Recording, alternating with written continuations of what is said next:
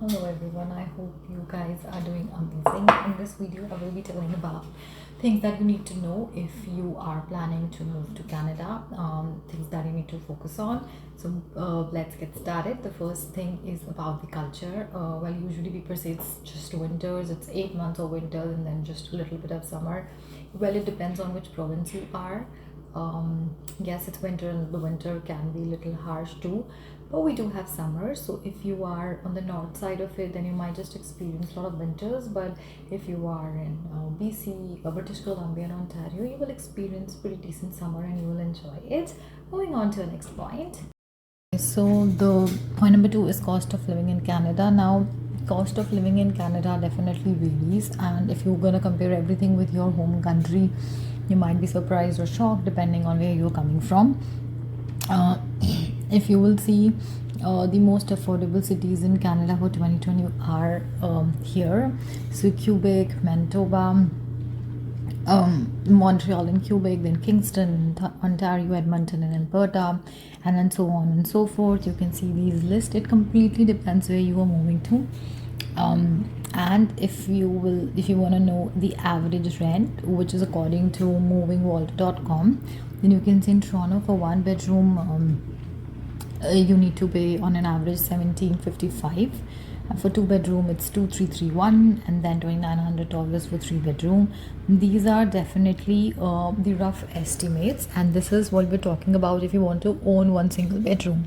But again, when students come here, they do live on sharing, they live on basement apartment, so your rent can vary from $300 up to, there's no limit. Honestly, it can go up to whatsoever amount you want depending on where you want to stay, and then plus utilities. So the average utilities comes out to be around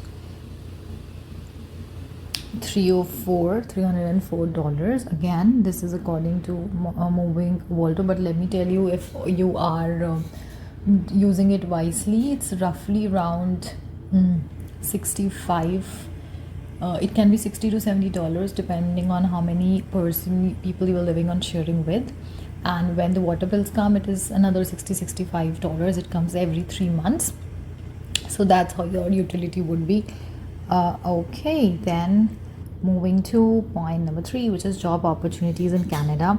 Well, you want to talk about job opportunities, it completely depends on your field, but yes, definitely I would like to say that you should be completely focusing on Indeed, Canada Jobs, Job Bank. My preferential, something that I would like to give preference to is Indeed, because I have heard many people getting the jobs through Indeed. Then the question usually comes that, can I move to Canada without a job? Well, yes, there is not a mandate why you need a job offer. If you're coming on study permit, that's fine. If you're coming as a PR, you can come without a job, so there is no concern.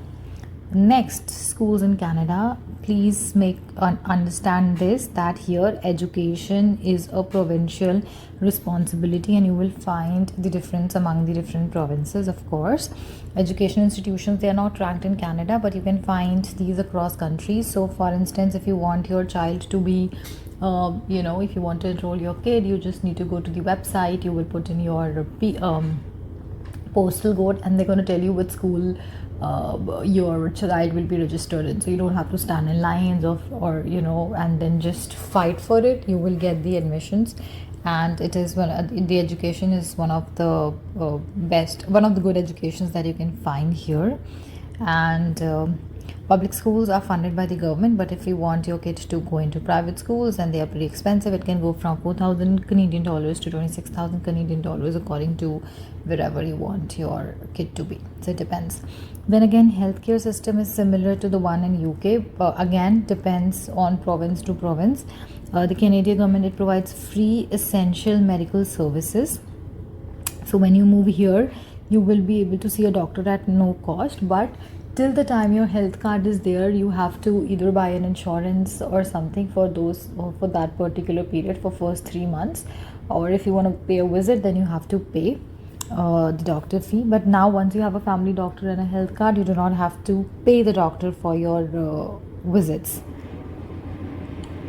Like I was saying, this can take up to 3 months to be issued. Until then, you need something to be on your own. They do not cover these things. So they do not cover prescription medicine, dental care, ambulance services except in the Yukon, eye care, physiotherapy, hearing aids, limb prosthesis, psychologist, chiropractic, and tests required for official documents like driver license, etc.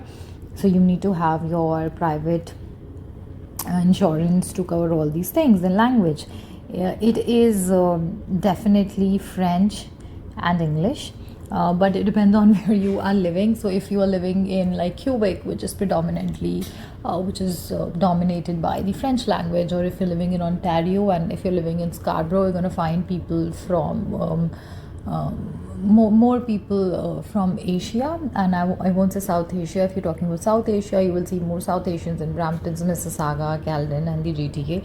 So it depends where you are.